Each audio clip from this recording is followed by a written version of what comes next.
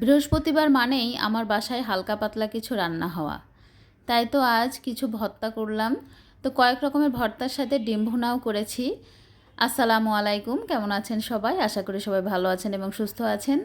ভর্তা লাভাররা একটা ভর্তা দিয়ে কিন্তু ভাত খেতে পারে না। ভেবেছিলাম যে শুধু আলু ভর্তা, ডাল আর ডিম ভুনা করব। কিন্তু রান্নাঘরে এসে ভাবলাম শুধু আলু ভর্তা দিয়ে কি আর খাওয়া যায়? তাই তো ফ্রিজ থেকে বেগুন বের করে নিলাম। বেগুন আর টমেটো একসাথে ভর্তা করব পুড়িয়ে, আর এর সাথে চিংড়ি শুটকি নিয়েছি, সেটাও ভর্তা করব। তো প্রথমে আমি গ্যাসের চুলায় বেগুনগুলো পুড়িয়ে নিব।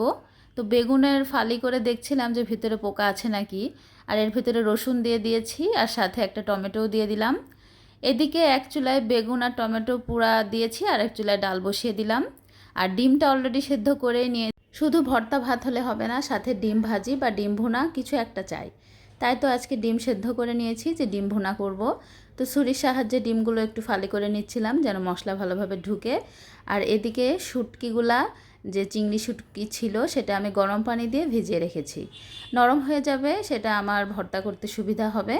এদিকে ডালটাও প্রায় হয়ে এসছে, সেদ্ধ হয়ে গিয়েছে। তো আমি ধনিয়া পাতা কুচি ছড়িয়ে দিলাম, আর কাঁচামরিচও দিয়ে দিয়েছি। আর এদিকে বেগুন পোড়া হয়ে গিয়েছে। বেগুন আর টমেটোটা নামিয়ে নিয়ে সাইডে রেখে আমি ডালটা এখন ফোড়ন দিয়ে নিব। পেঁয়াজ রসুন লাল করে তেল দিয়ে বাগার দিয়ে দিলাম, আর কিছুক্ষণ নাড়াচাড়া করেই আমি ডালটা নামিয়ে নেব। এভাবে ডাল রান্না করে দেখবেন, ডালটা অনেক মজা হয়। আর যেহেতু এখন আম পাওয়া যাচ্ছে, এর ভিতরে কাঁচা আম দিয়ে দিলে কিন্তু ডালের স্বাদটা আরও দ্বিগুণ বেড়ে যাবে। তো আমার কাছে কাঁচা আম ছিল না বলে আমি দিইনি, টমেটো দিয়েই রান্না করে ফেলেছি। এদিকে ভর্তার জন্য কিছু শুকনা মরিচ আমি ভেজে নিয়ে তুলে রাখলাম, আর একই প্যানে 1 কাপ পরিমাণ পেঁয়াজ কুচি দিয়ে দিলাম।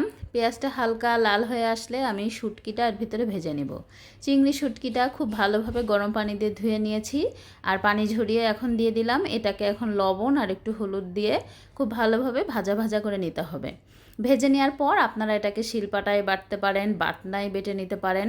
আজকে আমি অনেক তাড়াহুড়োতে ছিলাম, কারণ ভর্তা ভাত করতে গেলে অনেকটা সময় ব্যয় হয়ে যায়। আর যতগুলো ভর্তা করা যায় এর ভিতরে 2টা তরকারি রান্না করা হয়ে যায়। আমার মনে হয় যারা ভর্তাগুলো করে থাকেন তারা নিশ্চয়ই আমার কথা বুঝতে পারবেন যে কতটা সময় ব্যয় হয় ভর্তা করার পেছনে।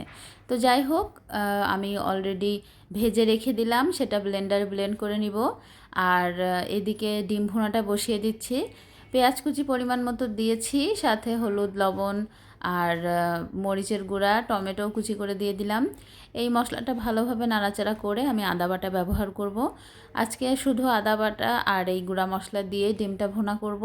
তো আদা বাটার গন্ধটা যেন চলে যায়, সেজন্য আমি একটু ভালোভাবে কষিয়ে নিচ্ছিলাম। হালকা একটু পানিও দিয়েছি, পানিটা শুকানো অবধি রেখে দিব। আর পানিটা শুকিয়ে যাওয়ার পর খুব ভালোভাবে তেলটা উপরে উঠে গিয়েছে। এখন অল্প একটু ঝোলের পানি দিয়েই আমি ডিমটা দিয়ে দেব। ডিম একটা আমার ভেঙে গিয়েছে, 5টা ডিম দিয়েছিলাম। তো সেটা ভাঙা ডিমটা সহই আমি হালকা ভেজে ডিমটা মশলার ভিতরে দিয়ে দিয়েছি। উপর থেকে গরম মশলা গুঁড়াও দিয়ে দিলাম। এখন ঝোলটা শুকিয়ে গেলেই নামিয়ে নিব। এরপর ভর্তাগুলো তৈরি করে নিব।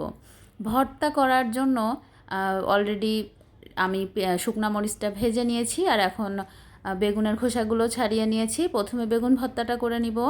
বেগুনের সাথে এভাবে রসুন পুড়িয়ে আর টমেটো একটা পুড়িয়ে একদিন আপনারা ভর্তাটা খেয়ে দেখবেন কতটা মজা লাগে।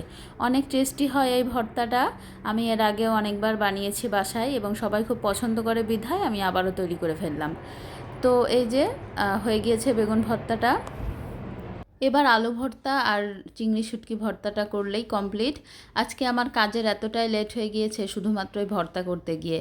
আর শুক্রবার দিন যেহেতু একটু ভালো মন্দ খাওয়া হয়, তো তার আগের দিন বৃহস্পতিবার দিন আমি চেষ্টা করি একটু হালকা পাতলা কিছু রান্না করার।